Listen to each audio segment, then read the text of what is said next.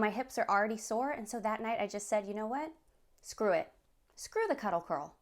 Hey guys, it's Tiffany from Cosleepy.com, and today we're going to talk about what happens when you don't do the cuddle curl.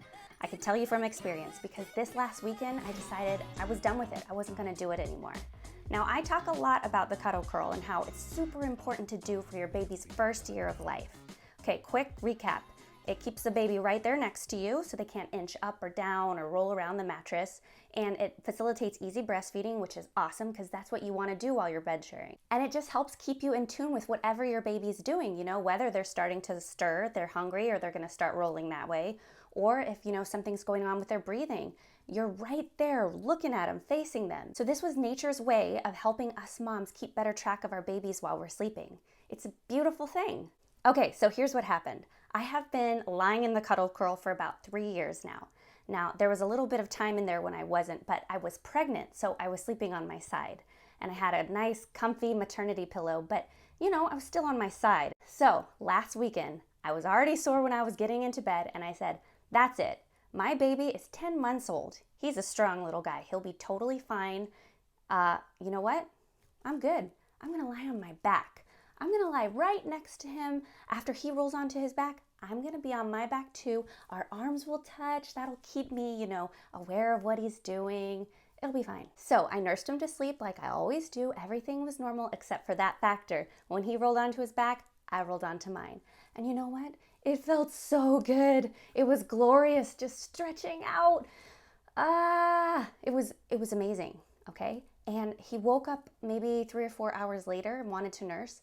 And I remember I was in a deep sleep, much deeper than I had been sleeping on my side, mind you. And he sort of crawled up onto me and nursed while, it's hard to explain, like he was either on his knees or he was even kind of standing and leaning over and nursing. He nursed and then he did something odd. He flipped over onto his back and he sort of sat on the mattress, leaned over me as if I were like a big pillow and lay on his back.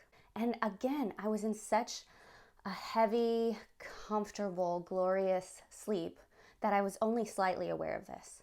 And I worried a little bit, but I was just like, we got this.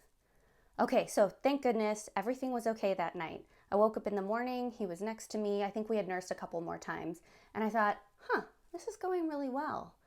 Now remember my other video that I'll queue up at the end of this for you if you're interested, but in it I talk about my bed, how we do have our mattress up on a bed frame, but it's pushed in the corner of the room. And we have a toddler bed rail at the foot of the bed. So I felt really confident that my little guy would be fine. Okay, so Sunday night, the second night I tried this, same thing. Nursed him. When he fell asleep, he rolled onto his back, and I rolled onto mine. Now, a few hours later, he did the same thing where he kind of crawled up on me and nursed, and I was like, okay, I know what you're doing. We did this last night. It was fun.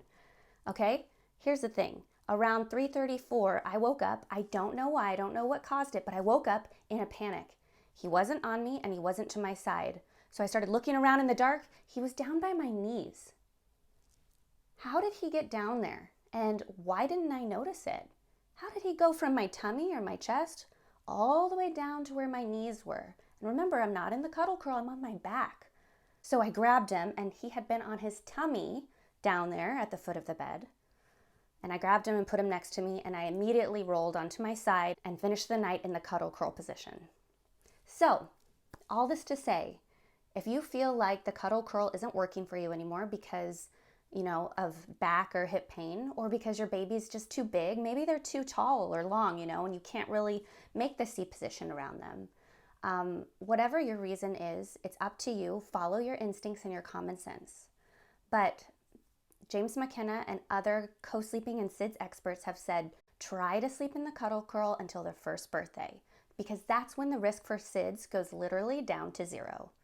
So right now, my little guy, he's 10 months, he's close, but there's a tiny chance of SIDS happening. And I mean, he was at the foot of the bed, far away from me, on his tummy. That was just a little too much for me. That was kind of a wake-up call. I got a little bit too cocky because of the night before. And so I think I'm gonna finish out these last 2 months with him beside me, with me in the cuddle curl position. It's not comfortable every night, but I can handle 2 more months. All right, guys, I hope that helped. If it did, make sure you subscribe so you never miss one of these Co-Sleepy in real life episodes.